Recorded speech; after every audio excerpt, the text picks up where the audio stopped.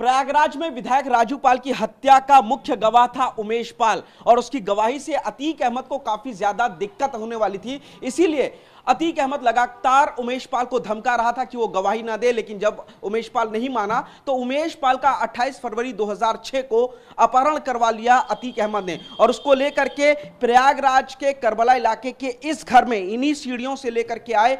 उमेश पाल को, उसके अतीक के गुर्गे, और उसके बाद इस कमरे में जब लेकर के गए तो उसको मारते हुए पीटते हुए लेकर के गए। ये वो घर है अतीक अहमद का जहां पर उमेश पाल को अपहरण करने के बाद रखा गया था और यहां से ले जाते हुए जब अतीक के गुर्गे थे उमेश पाल को लेकर के आए तो वो ये कमरा है जहां पर उमेश पाल को अपहरण करने के बाद रखा गया था। दरअसल ये जो कमरा आप देख रहे हैं, इस कमरे में उमेश पाल को काफी ज्यादा टॉर्चर किया गया क्योंकि उमेश पाल गवाही दे रहा था और अतीक की धमकियों से वो डरा नहीं था और इसकी वजह से जब उसको काफी ज्यादा मारा पीटा गया तो अतीक अहमद ने उमेश पाल से हलफनामे पे दस्तखत करवाए कि हत्या के वक्त राजू पाल की उमेश पाल मौके पर नहीं था। इसके बाद उमेश पाल को छोड़ दिया गया, लेकिन अतीक अहमद का समय बदलने के वो इंतजार कर रहा था। जैसे ही सरकार बदली, बसपा की सरकार आई, तो उमेश पाल ने अशरफ और अतीक अहमद के साथ ही 10 और गुर्गों के खिलाफ 2007 में मुकदमा दर्ज कराया और इन लोगों को आरोपी बनाया। मार्च में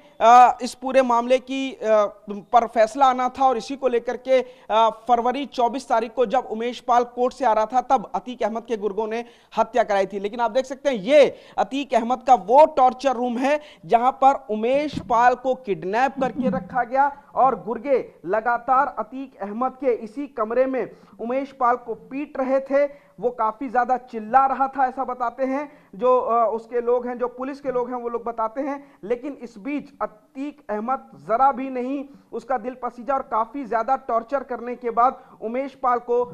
यहां पे हलफनामे पे दस्तखत करवाए गए। उमेश पाल को उस वक्त ऐसा लग रहा था कि जैसे वो रात उसकी आखिरी रात होगी, क्योंकि इस कमरे में अतीक अहमद के हथियारबंद बदमाश थे, उसके गुर्गे थे और लगातार इस कमरे में चीख चिल्लाहट उमेश पाल की निकल रही थी। इतना ज्यादा उसको टॉर्चर किया कि उसे लगता था कि उसकी आखिरी रात होगी और इसीलिए अतीक अहमद के जुल्म सितम के आगे इस टॉर्चर रूम में उमेश पाल टूट गया और उसके बाद उसने उस हलफनामे पर दस्तखत कर दिए और लिखा कि वो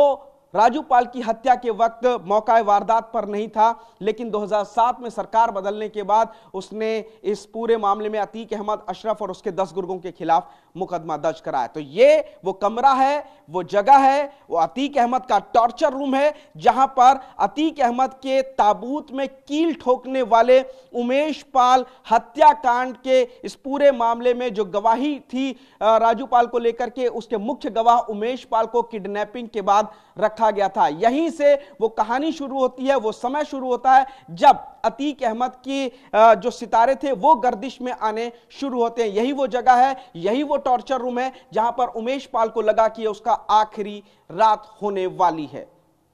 कैमरामैन वीरेंद्र मौर्य के साथ पुनीत शर्मा, TV9 भारतवर्ष, प्रयागराज।